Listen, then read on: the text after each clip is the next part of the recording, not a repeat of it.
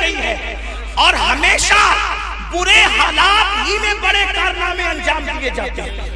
توجہ کرنا. لوگ کہتے ہیں حالات اچھے نہیں, ذرا چپ ہو جاؤ, مسلک کی بولی نہ بولو. ہم نے کہا جنہیں چپ ہونا, واللہ مسلک کی ایک دن کی زندگی بد مسلکی کی کروڑوں دن کی زندگی سے بہتر ہے. بے شک بے شک, زندہ باد زندہ باد. لعنت ہے اس زندگی پر جو مسلک کو چھوڑ کر. یہ بات یاد رکھیے, توجہ کریں. وقت کی سپر پاور جسے رومیوں کی حکومت کہتے ہیں, تھوڑا سا سنجیدگی کا مال, تھوڑا چلم چاٹ نہ کریں, بہت اچھے سے سنیں آپ لوگ, آنے والوں کو آنے دے, جانے والوں کو. یہ بہت اہم نکتے کی بات کریں. اگر یہ بات سمجھ میں آ جائے تو یوٹیوب پر بیٹھ کر جو نابالغ محققین مسلک کو منہ چڑھا رہے ہیں ان کو بات سمجھ میں آئے. وہ تو نہیں سمجھیں گے کیونکہ وہ تو ایجنٹ بنے ہوئے ہیں. کم سے کم بولی بھالی ہماری عوام سمجھ جائے, ہماری پبلک سمجھ جائے. توجہ کریں, آپ غور کیجئے. آج کہاں جا رہے ہیں؟ سب مل کے رہو. مسلک کوئی چیز نہیں, مسلک. اور اس کے بعد مسلک کی بات کرنے والوں کو متشدد کہا جاتا ہے, فرقہ پرست کہا جاتا ہے. اللہ ٹھیک ہے, یہ ٹائٹل 1000 مرتبہ ہمیں قبول ہے, اس لیے کہ یہ کام صدیق اکبر نے بھی کیا ہے, یہ کام امام حسین نے بھی کیا ہے. اور ایک بات بتاؤں, صدیق اکبر اور امام حسین کے بیچ میں جس نے مسلک کی جنگ لڑی ہے اسے مولائے کائنات سید السادات سیدنا علی مرتضی کرم اللہ وجہہ الکریم. جنگ نہروان کیا تھی؟ جنگ نہروان کیا تھی؟ یہ بھی مسلک کی جنگ. تھوڑی بات تھوڑی بہت اہم بات کر رہا ہوں, تھوڑی ایک بار درود. اصل میں تقریر یاد کر کے نہیں آتا, آپ کی جیسے توجہ ہوتی ہے پھر اسی طرح بات ہو جاتی. میں تو سبق سنانے آتا ہوں, آدمی جب یاد کر کے آتا ہے نا تو آپ کچھ بھی کرتے رہے وہ سناتا ہی رہے گا. عرفانی روحانی حقانی تقریر رٹ کر وہ میرا مسئلہ نہیں ہے. میں بہت چھوٹا سا طالب علم, میں نے ابھی وہاں تک رسائی حاصل نہیں کی ہے. میں سے میرا قوت حافظہ اتنا مضبوط نہیں کہ میں روحانی حقانی عرفانی تقریر یاد کر. اگر یہی یاد کرنے کی بات ہوتی تو سب سے پہلے اللہ کرے میں قرآن حفظ کرتا, کتاب حفظ کرنے کی بجائے. لیکن تھوڑی توجہ آپ. لوگ کہتے ہیں حالات اچھے نہیں, مسلک کی بات صرف مسلمان. میں نے کہا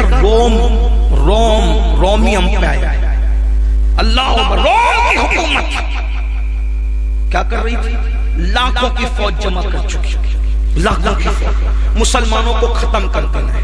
صدیق اکبر نے فرمایا ہم رومیوں سے بعد میں لڑیں گے. توجہ دیکھ رہے ہیں, ہم رومیوں سے بعد پہلے لشکر روانہ ہوگا اس وقت مسلمہ کذاب سے لڑنے کے, منکر ختم نبوت سے, مانعین زکات, زکات کے منکرین سے لڑنے کے لیے, مرتدین سے لڑنے کے لیے, اور اسی کے ساتھ پھر جس محاذ پر جائے گا رومیوں کے ساتھ لڑنے کے لیے. یعنی سارے محاذ پر ایک ساتھ ہم جنگ کریں گے.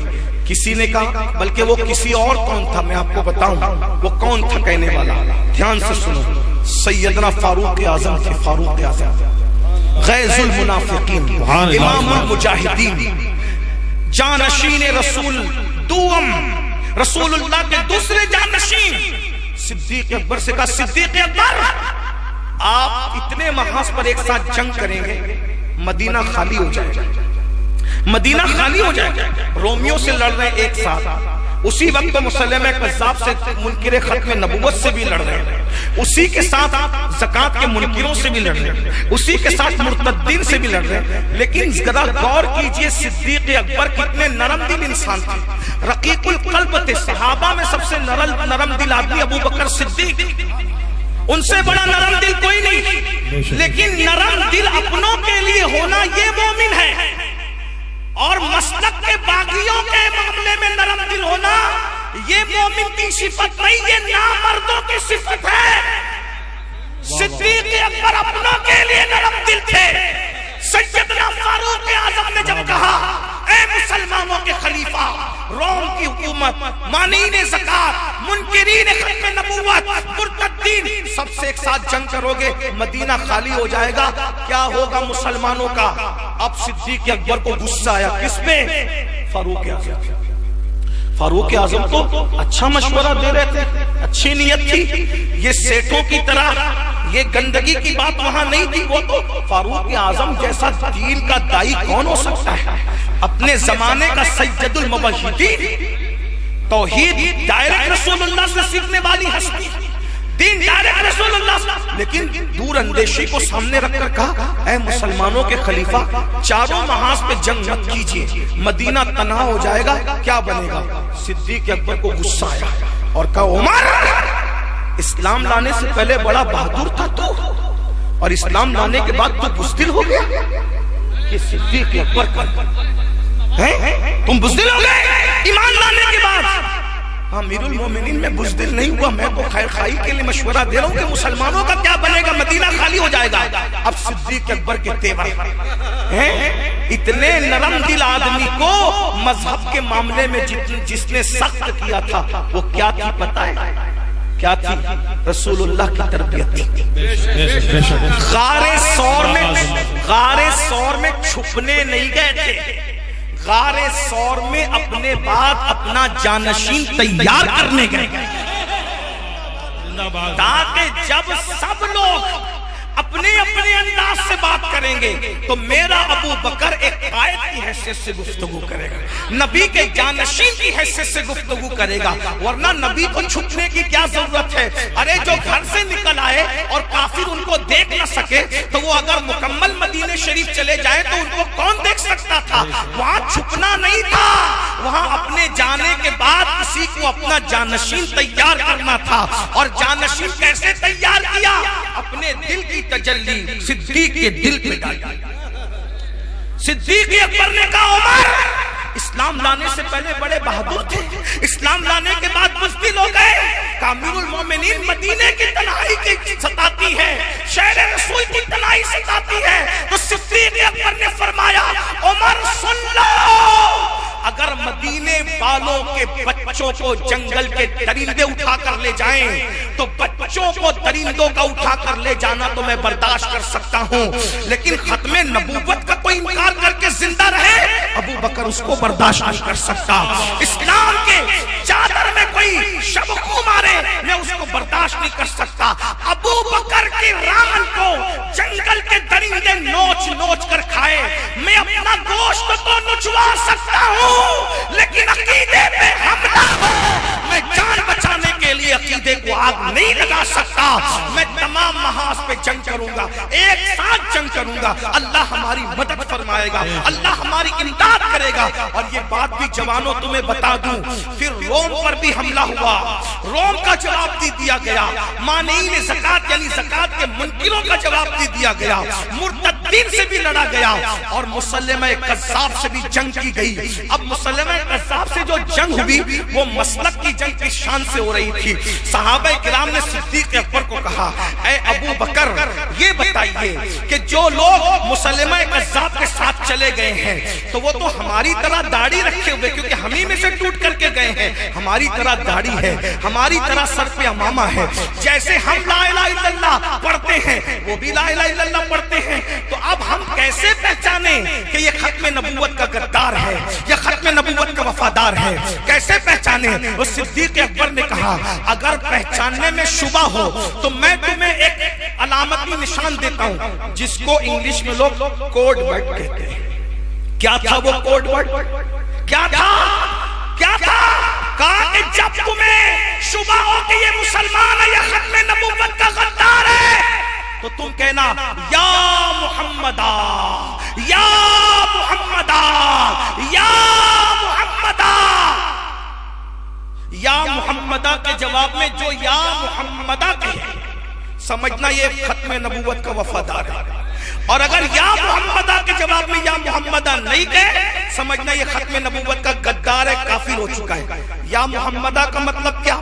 علماء موجود ہے، دستار بندی کا جلسہ ہے۔ یا حرف ندا، حرف ندا کے بعد محمد منادا، اور منادا پہ جب مد آ جائے تو مدد کا فائدہ دیتا ہے، تب اس کا مطلب کیا ہوگا؟ مطلب یہ ہوگا یا رسول اللہ ہماری مدد کیجئے، یا رسول اللہ ہماری مدد کیجئے۔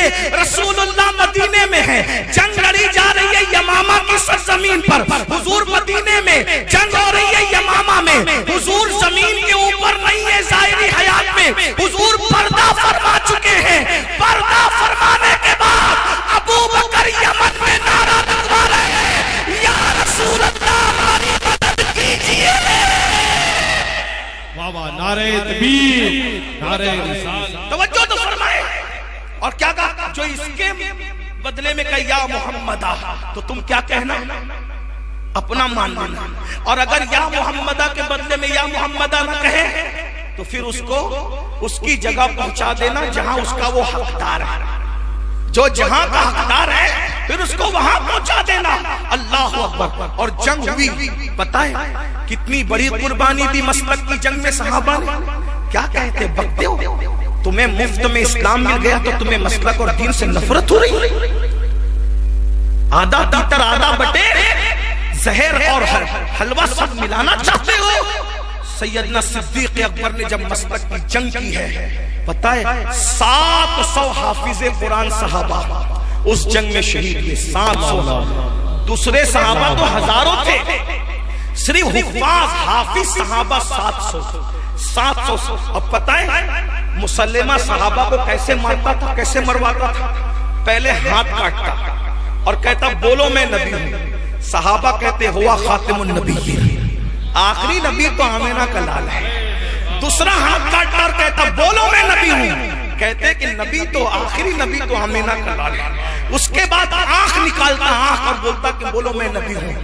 یہ صحابہ کی یہ جو چھوکرے انٹرنیٹ پہ بیٹھ کے صحابہ کو گالیاں دیتے بک بک کرتے کہ نبی کے بعد سب مرتد ہو گئے تھے، تو تیرا باپ گیا تھا یمامہ میں لڑنے کے لیے. ہم اس طرح غصے سے بات کرنا نہیں چاہتے، لیکن صحابہ کی عظمت پر ایسے بھوکتے ہو کہ وہ تو مرتد. اگر معاذ اللہ وہ مرتد ہوئے تھے تو دین بچانے کون کیا تھا؟ مسلمہ کذاب سے لڑنے. اور کیا سمجھتے ہو؟ ارے تم سے تو تمہارا داماد نہیں چھوٹتا. ان لوگوں نے دنیا چھوڑی ہے. دنیا ہاتھ کٹا کر محمد رسول اللہ پڑھنا آسان ہے. آنکھ نکلوا کر محمد رسول اللہ پڑھنا آسان ہے. زبان کٹا کر محمد رسول اللہ کے اشارے کرنا آسان ہے. ہونٹ کٹا کے محمد رسول اللہ کا اشارہ کرنا آسان ہے. جب صحابہ کے ہاتھ کاٹ دیے جاتے، پیر کاٹ دیے جاتے، آنکھ نکال لی جاتی، ہونٹ اور زبان کاٹ دی جاتی، پھر بھی صحابہ کہتے اشاروں سے ہوا خاتم النبیین، ہوا خاتم النبیین. او جھوٹے، تو نبی نہیں ہے. آمینہ کا لال یہ آخری نبی ہے، ان کے سوا کوئی آخری نبی نہیں ہو سکتا.